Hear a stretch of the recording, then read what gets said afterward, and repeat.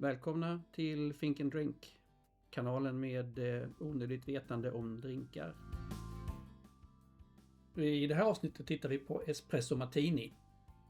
Vi koffeinister har Dick Bradsell och kanske Naomi Campbell eller Kate Moss att tacka för att vi med ett enda besök i baren och en enda beställning kan tillfredsställa flera dryckesbehov och ändå gå därifrån med en hand på ryggen.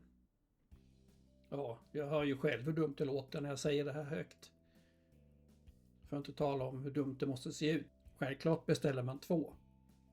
Och sparar sig själv fler besök i baren. Plus att man får en tacksam bartender på köpet. Den här drinken är lite omständig att göra. Så att göra flera samtidigt är att föredra. Bradsell skapade den här drinken i slutet på 80-talet. Då under namnet Vodka Espresso. Då utan Kahlua i receptet. Vodka Espresso, det var det namn han själv alltid använde för drinken. Utom under en kort period då han kallade den för Pharmaceutical Stimulant. Det var under en period när den serverades på en bar i London. Då on the rocks, toppat med grädde.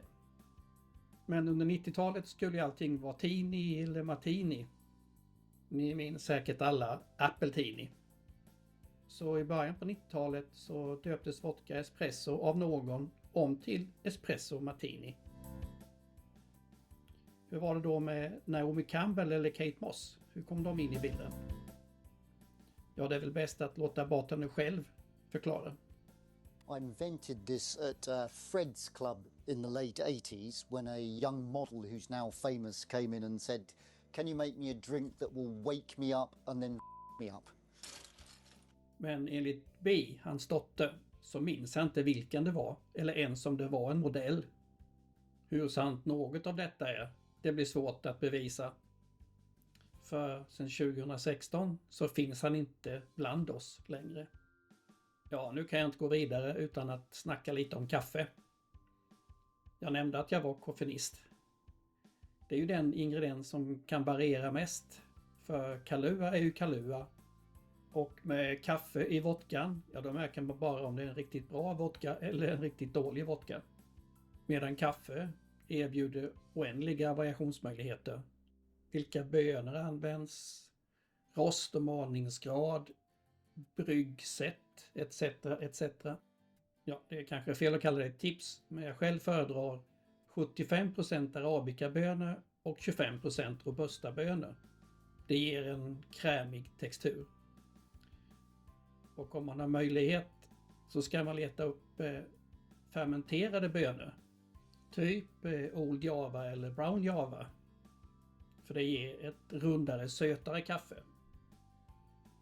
Vill man vara mer uppnäst vad gäller kaffe än mig själv, då använder man Luwak-kaffe. Fast ett av världens dyraste kaffesorter kanske inte ska blandas ut med något.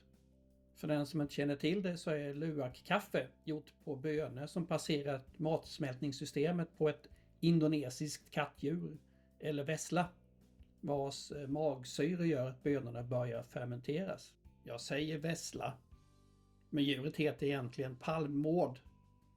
Men ordet mård är ju ett synnerligen otympligt ord för en smålänning. Jag ska väl också nämna det thailändska Black Ivory-kaffet. Det är samma process fast nu går det genom elefanter. Har man möjlighet att göra en cold brew av sina bönor är det alltid det bästa. Ett tips dock, som nästan gränsar till uppmaning, det är att alltid använda nygjort kaffe.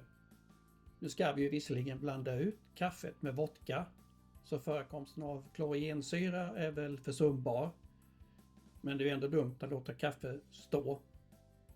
Det är effekten av garvsyran om ni undrar som vi vill bli av med. För folk med känslig mage kan det vara roligt att veta att mörkrostade bönor malda för espresso är bäst för magen. Då här finns mindre klorogensyra och mer av molekyler som motverkar halsbränna och orolig mage. Men poddkaffe då? Ja, nu är det ju upp till var och en att hitta det kaffe man tycker blir bäst till sin espresso martini. För mig personligen så är kapselkaffe lite som att gå på Nobelmiddagen i pyjamas.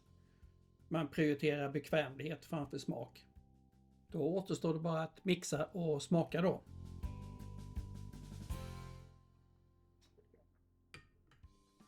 Nu älskar jag ju kaffe.